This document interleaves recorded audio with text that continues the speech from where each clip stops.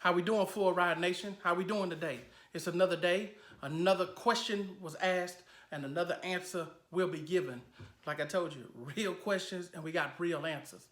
So, before we get to the question, for all of those that don't know me, I'm Christopher, former Division I player, played at Florida Atlantic University, was a part of the greatest team in Florida Atlantic history, the 01-02 tournament team. I was a walk-on to junior college. I played Division II basketball and ultimately ended up in Division I, where I walked onto the team and ended up being a major contributor on that team, being in the starting lineup, having major games, and things of that nature.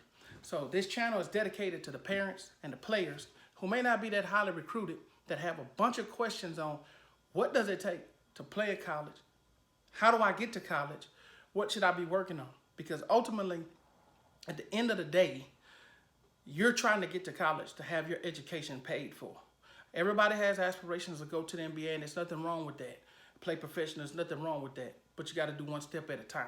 So this channel is dedicated to giving you the tips that I did to get myself to the next level. Because I wasn't highly recruited. I had a bunch of letters in high school with no real offers. But I ended up walking on and being a major contributor in junior college, Division II, and ultimately Division I. So without further ado, we're going to get into the video. But before we do, take a look at this. Yeah, Thomas was actually a walk-on, Matt. They just awarded him a scholarship prior to the start of the season. Okay, we're back. So today's question comes from a viewer in Arizona, and they said, Christopher, we really like your videos.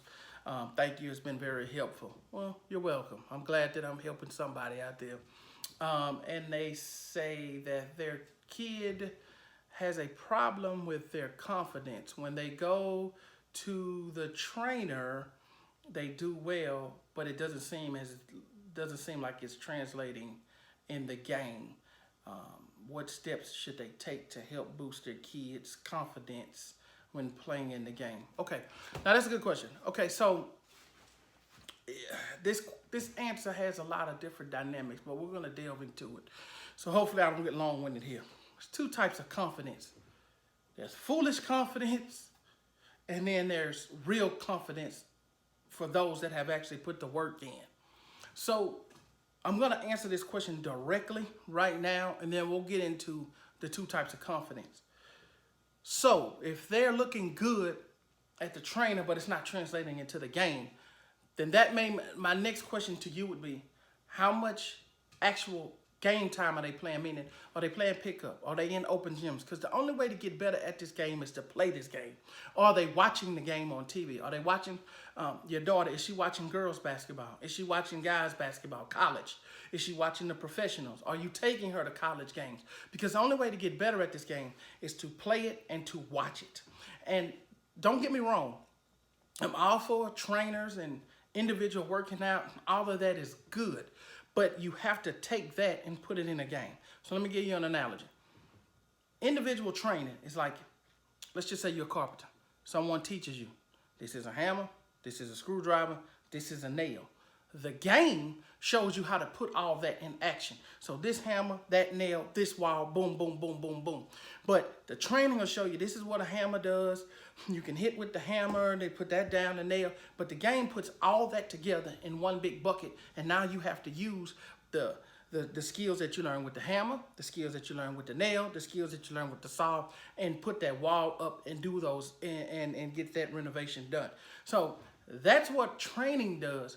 But you have to play pickup. That is very, very important. You have to find open runs. You have to go and play with people. Even if you feel you get to a court in the competition in what you want, then you need to work on whatever you think is weak. So if you are right-handed and you feel like your left hand is weak and you feel like the competition is weak, you just go left every time. You have to constantly work on your game. And that's where the confidence is going to come from. She will get much more confident in her game, in herself, because now she sees the mechanics of how all this works, because she's in the mix. She's in the mix. She's playing. She's doing this and that. So training is definitely a part of every basketball player on every level who's any good regimen, but they then back it up with open gym. Because even professionals, they may practice 6 hours a day. Now practice 2 in the morning, 2 hours. They take off. They come back another 2 hours in the afternoon. They'll take off and eat lunch and get treatment, and then they may play another 2 hours at night, 6 to 8. But they have it broken down very, very specifically. In the morning, it may be all footwork drill, all this, all that. Afternoon, it may be post moves, jump shooting. But that last one, they got other guys coming in. And all that stuff that they practiced in the beginning of the day, they're going to now work on it on live people, on live players. So when I played, I used to be a part of the same thing. So it used to be a select group of guys that played college basketball, played NBA basketball, played overseas, and even some high-level high school players. You will get the call, because it wasn't open to everybody. It was only open to a select few. You get the call, you find out where they're playing, and then you show up, and everybody's in there working. So you're playing with guys that's in the NBA, guys that's Division I, guys that's Division II, guys that's JUCO, guys that's trying to get there. So you want to make sure that you couple the training with the plan, and I can guarantee that you'll see results.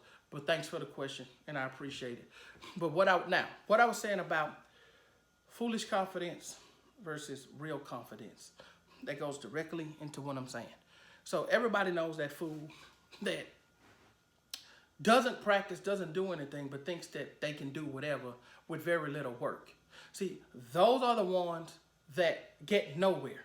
They think they're good, or maybe they're okay in the beginning because they're working off of raw talent, but they don't ever get a skill set. So they never develop past what their raw talent can do. There's a lot of people with raw talent that you see, they can jump high, they can run fast, but they never make it anywhere. And everybody's like, well, why didn't they make it? They were so talented. Yeah, but talent without work is dead. I'm not going to get biblical with you or anything like that, but the talent without the work is dead. So to get the real confidence, you have to continue to put the work in and get better inch by inch, centimeter by centimeter. And that leads to miles, and that leads to you getting what you want, because ultimately we're here to go to college for free. I got my college paid for. I have no student loans. And back then, you come out of school $250,000 in debt. Depending on the age group of those that are watching me today, who knows what college will be next year, 5 years, 10 years from now. You could come out $500,000-$600,000 in debt. So if you make the small investment into yourself now, the small commitment, and you put the work in now, then those will pay off dividends later. I said this in the last video. A good soldier prepares for war in a time of peace. Right now, you're in a peaceful time. When you get to your senior year in high school and you're trying to figure it out and go to college, you're in the middle of a war. You can't train for a war in the middle of a war. In your 8th, 9th, 10th, 11th grades, that's when you're training the most. That's when you're working the hardest. And don't compare yourself to somebody else that you see out there that you feel is better than you. He's better than me. I never get that good. Inch by inch by inch, just keep improving. Keep chomping. Don't give up, and believe in yourself. And you can make it. I'm a testament of that. I'm a testament. I'm a guy that could barely dunk in the 11th grade. Went on to play Division I and start. Went on to lead his junior college team in scoring. And wasn't even on scholarship the first semester, and I led the team in scoring. Averaging 16-6 a game off the bench. Walked on. But that's another story for another day. I'm going to get into my story. As this channel gets bigger, people have more questions, I'll get into my story on some of the steps that not necessarily steps, because we're talking about the steps in these videos, but my journey. It's very interesting. I think that it'll give a lot of people hope and understand that this is a long game. So don't for a moment believe that, well, I don't see the results. She's 8, or he's 9, he's 10, he's not as good as this guy over there, that guy over there. Well, guess what? I haven't seen a 10-year-old NBA player. So you just have to continue to get better, continue to work on your game, and continue to work on your craft. And that's where your confidence will come from.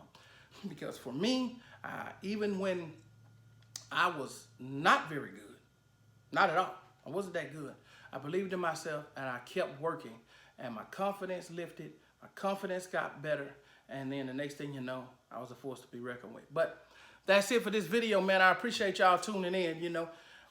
Remember, so if you want to reach me and you have a question for me, you can either leave a comment or hit me on my email. It'll be in the description below. Again, you got real questions, I got real answers, because I'm seeing a lot of stuff going on out here that I have to address from a former player's perspective to make sure you guys are headed in the right direction so that you don't fall for some of the gimmicks and the tricks that are going on out here that a lot of people are pulling on people with the recruiting camps and a recruiter and all of this stuff. So we'll get into that down the line. I got a list of questions that people have been emailing me and asking me that we will be filming and answering for you.